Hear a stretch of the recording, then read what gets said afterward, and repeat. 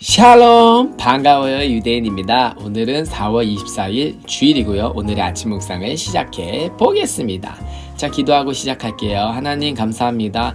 이렇게 또 아침 묵상을 하게 해주셔서 감사합니다. 이 말씀 통해 오늘 하루도 하나님의 말씀으로 승리하며 나아가는 하루 되게 해주세요. 모두 감사드리며 예수님의 이름으로 기도드렸습니다. 아멘. 자, 바로 시작하겠습니다. 제목, 무엇을 아껴야 할까요? 요나 4장 1절에서 11절. 하나님 여호와께서 요나의 위로 박넝쿨을 자라게 하셨습니다. 그러자 그 나무가 요나의 머리 위에 그늘을 만들었습니다. 요나는 그 그늘 때문에 좀 더 편해졌으므로 기분이 좋았습니다.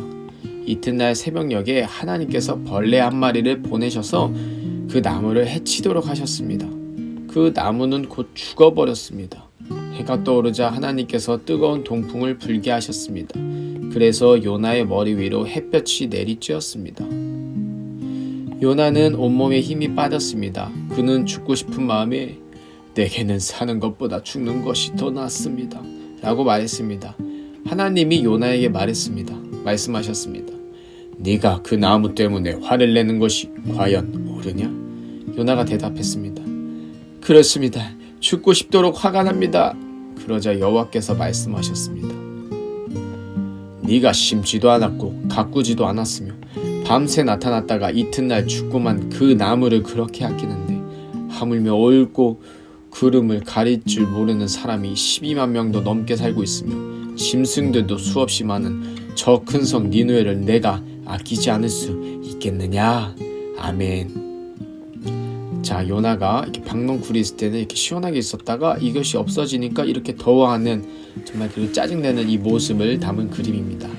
자, 다시 한번 묵상하면서 우리 시작해 볼게요. 하나님 여호와께서 요나의 위로 박넝쿨을 자라게 하셨습니다. 네, 박넝쿨을 자라겠대. 박넝쿨. 근데 그 전에 무슨 일이 있었냐면은 요나가 니느웨에 복음을 전하자 니느웨 사람들이 회개했잖아요. 그 모습을 보고 니느웨 사람들이 회개하자 하나님이 용서해 주셨죠. 이것 때문에, 이 사실 때문에 요나는 화가 나 있음. 엄청 화가 나 있는 거야. 니느웨 그들을 너무 싫어했는데 그 사람들이 하나님의 그 재앙의 심판이 없으니까 너무 화가 난 거예요. 그 상태에서 하나님 여호와께서 요나의 위로 박넝쿨을 자라게 하셨습니다. 이 박넝쿨을 가지고 하나님께서 무슨 말씀을 하시려는 게 분명해요. 그러자 그 나무가 요나의 머리 위에 그늘을 만들었습니다. 그늘, 박넝쿨이 그늘을 만들었대요. 그늘이 뭐예요? 시원한 것. 시원하게 만듦. 네, 박넝쿨이 요나를 시원하게 만들어줬어요. 요나는 그 그늘 때문에 좀 더 편해졌으므로 기분이 좋았습니다. 뭐 때문에? 그늘 때문에, 뭐 했기 때문에? 편해졌으므로 기분이 좋았대요. 편해지니까.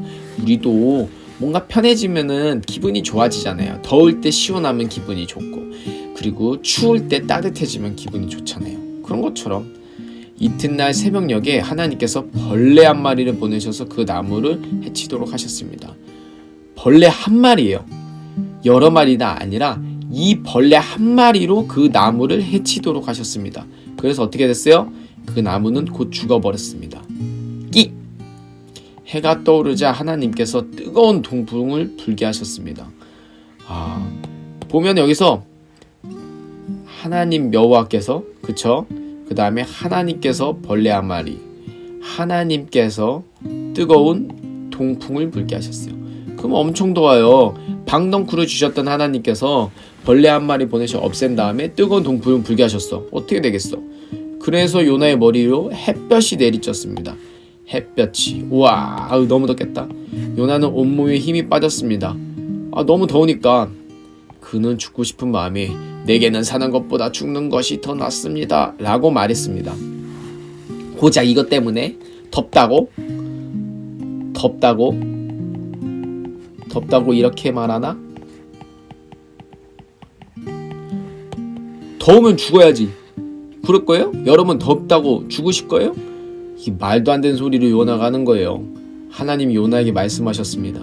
네가 그 나무 때문에 화를 내는 것이 과연 옳으냐?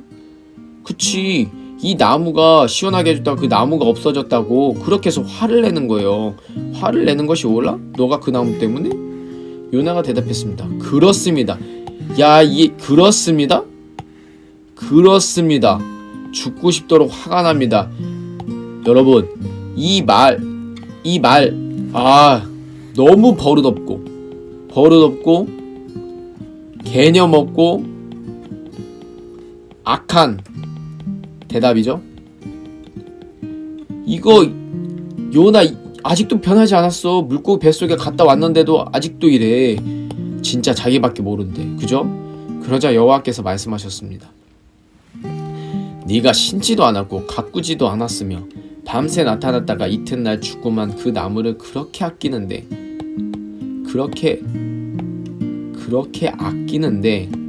하물며 옳고 그름을 가리지 못하는 사람이 12만 명도 넘게 살고 있으며 짐승들도 수없이 많은 저 큰 성 니느웨를 내가 아끼지 않을 수 있겠느냐? 12만 명, 수없이 많은 짐승, 저 큰 성 니느웨, 하나님께서 만드신 거잖아. 그럼 이게 뭘 말씀하시는 거야? 모든 것 하나님이 만드셨어요. 그런데 니느웨 어때요? 옳고 그름을 가릴 줄 모른대요. 옳고 그름을 가리지 못한다고 해서 그냥 죽게 내버려 둘까? 그거를 요나한테 이렇게 말씀하시는 거예요. 요나는 알잖아요. 근데 니느웨 사람들은 몰라서 죄를 지은단 말이에요. 그러니까 아는 사람이 전하는 게 당연한 거 아닙니까? 그러면 우리가 뭘 볼 수 있냐? 하나님께서 이스라엘 백성들을 택한 이유가 뭐냐? 이스라엘을 통해서 모든 백성이 하나님을 알도록, 이것 때문에 하나님께서 이스라엘을 택하신 거지 이스라엘만 구원하시려고 하나님께서 그러셨을까요? 아니에요. 하나님께서는 우리에게 복을 주시는 것, 우리가 지금 이렇게 말씀 묵상하고 말씀 먹는 이유는요, 나만 잘 먹고 잘 사는 게 아니에요. 모든 백성이 하나님을 알고 하나님께 돌아올 수 있도록 하는 것이 하나님의 뜻인 거예요.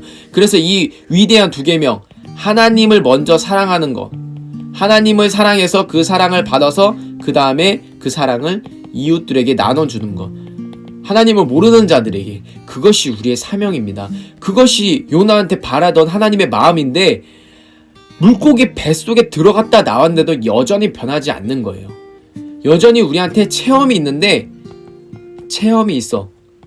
이 체험이 뭐야? 하나님을 만난 체험, 그 기적 체험이 있는데도 여전히 변하지 않는다.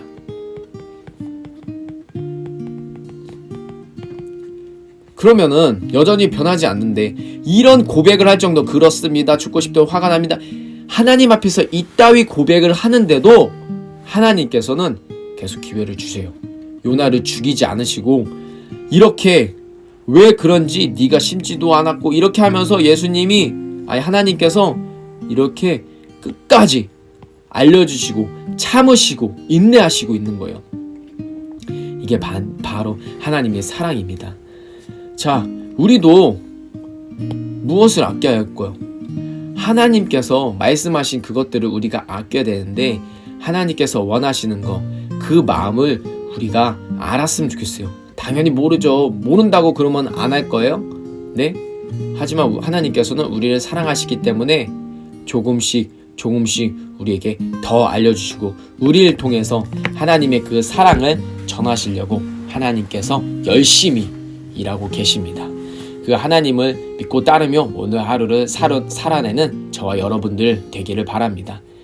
자, 기도하며 마무리할게요. 하나님 감사합니다. 정말 하나님께서는 요나를 사랑하셨고 요나를 선택하셨고, 그래서 니느웨 백성들에게 이 복음을 전하게 하셨습니다. 그런데도 불구하고 정말 요나는 그 마음에 정말 순종함으로, 기쁜 마음으로 한 것이 아니라 자기 마음대로 했습니다. 물고기 뱃속에 갔다 오는 그런 기적과 체험이 있었는데도 불구하고 여전히 변하지 않습니다. 그게 바로 내 모습입니다. 여전히 하나님의 놀라운 기적과 체험을 맛보면서 살아가고 있지만 여전히 변하지 않는 나의 모습, 하나님 여전히 변하지 않는 나의 모습을 용서해 주십시고 예수님의 이름으로 용서해 주시고 정말 주님과 함께 연합해서 진짜 깨끗해서 정말 주님의 사랑을 전할 수 있는 제가 될 수 있도록 도와주시옵소서. 오늘 하루 살아가면서 주님께서 그렇게 이끌어 주시옵소서. 이 모든 거 감사드리며 예수님의 이름으로 기도드렸습니다. 아멘. 자, 오늘 하루도 승리하는 저와 여러분들 되게 축복합니다. 샬롬.